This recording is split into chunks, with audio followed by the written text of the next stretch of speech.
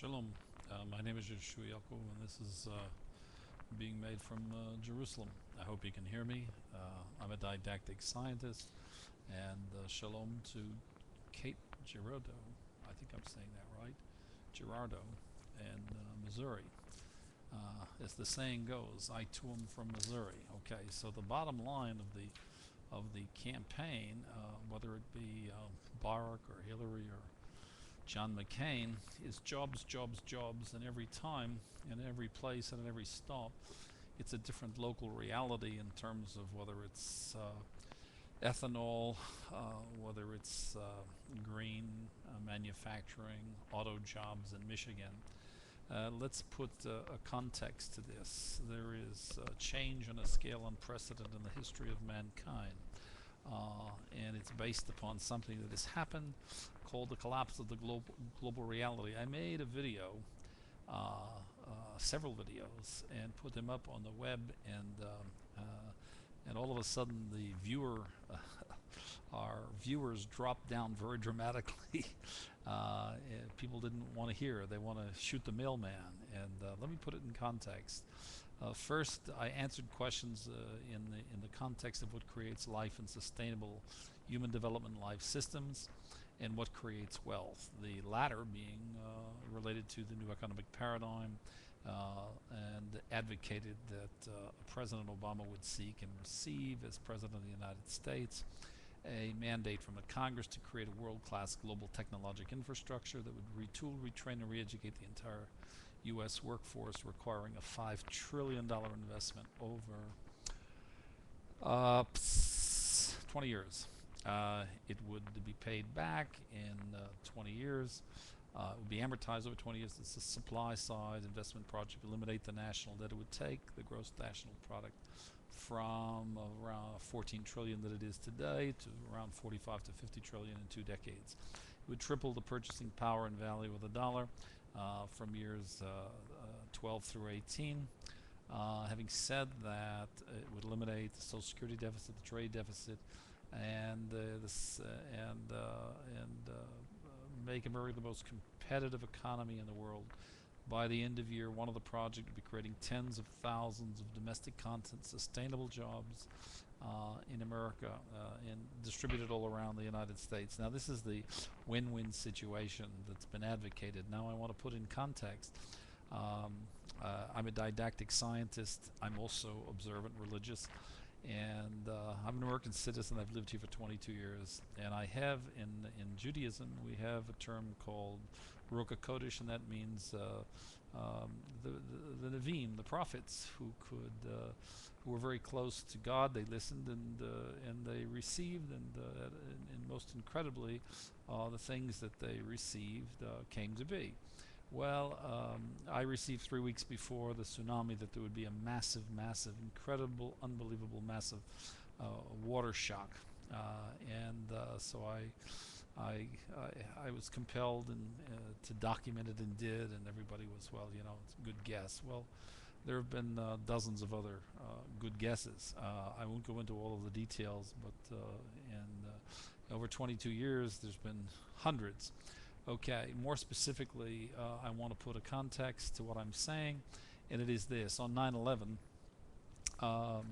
there was the collapse of the Twin Towers. Well, as a didactic scientist, I observed the collapse of the local reality around the globe beginning in February 26, 1991, repeated the same year, December 25th, 1991, with the former Soviet Union, USSR, was the collapse of communism. The next year, in 1992, in Yugoslavia, in 1995, in Israel, with the murder of Rabin, the collapse of the local reality. Here was it Zionism, etc., etc., etc. And 9/11, here comes the collapse of the Twin Towers and the grammars of its meaning. Okay, what did I receive? Receive means kabel in Hebrew. Okay, so oh, this guy's crazy, and I don't listen to this, and he's a Meshuggah. So my only advice is, keep an open mind, folks, and don't shoot the mailman, because there's an overwhelming amount of empirical and logical evidence of the wisdom and sagacity and accuracy of what's been received today. Okay, let's talk about its meaning. Whether secular humanist or spiritual humanists, the meaning of the event of 9/11 summarized applies to four levels: the psycholinguistic, the cognitive, the behavioral, and the psychosocial. On the psychosocial level, 9/11 means the collapse of the old East-West models, namely communism and socialism, and capitalism and democracy. There's a lot of troubles with those systems right now. Both East and West are.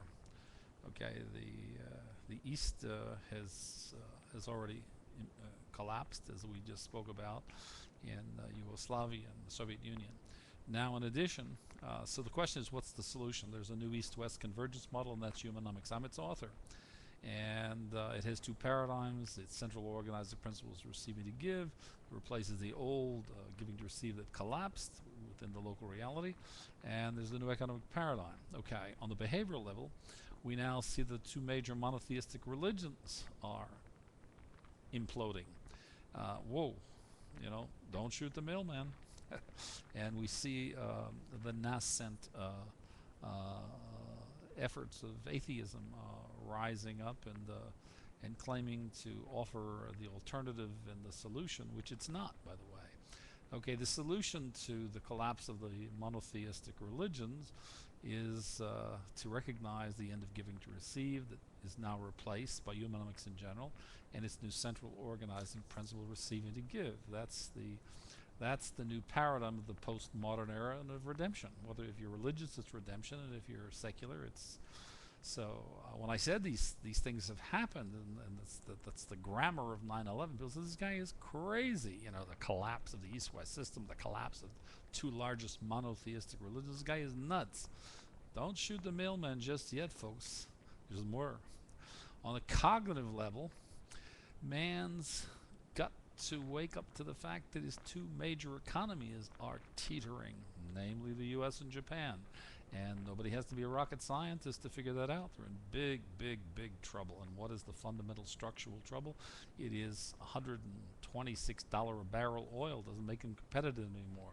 So the solution is the new economic paradigm. It's development of world-class global technological infrastructure, which will create tens of millions of sustainable jobs and make the American economy the most competitive in the world for the century ahead. That's what I said has to be done. So that's the solution, okay, to make that policy. And the last level of this is the psycholinguistic level, which refers to man himself and the collapse of his created duality of exile. And that brings us each one on the individual, family, communal, and even national level to ground zero, which we have to deconstruct, deprogram, to restore, and heal from the ravages of exile. Those are the four levels. That's what I received. That is the meta-narrative. That is the meaning that I received. Now, did I receive this yesterday? Did I have indigestion? This guy is cuckoo. Why am I going to listen again? I'm going to turn off my vid. I want to hear this. So what can I do? All right, I received this. And when did I receive it? Kabel is receive. Kabel b'shvilatet, receiving to give. So, but I didn't give it. When I received it, I didn't give it. I said, whoa, this what do I do? So I thought and listened and reflected, and I'm moderate in my approaches to everything. And so this was in 2001, the very day of the collapse of the Twin Towers, and I listened. And 2001 became 2002 and 3 and 4, and the tsunami and events and intifadas, and so I listened and I listened. And now it's 7 years later, and I've received. Now you must define that this is what has happened, and this is the meta-narrative, and this is its meaning. So I made some videos in regard to Hitchens, and I put them up, and let's shoot the mailman. Okay, so I've said enough. That's the meta-narrative of 9/11. There are four levels, and there's a lot of change coming, folks. So now back to Cape Girardi in Missouri. Hey, I'm from Missouri. This can't be. Well, folks, don't shoot the mailman. The change that is already in the way is unprecedented. It's massive, and so we need a president like Barack Obama. I thank you for listening. I wish you don't kill the mail. Don't shoot the mailman. Listen, and we will all receive. Thank you very much. Shalom from Jerusalem.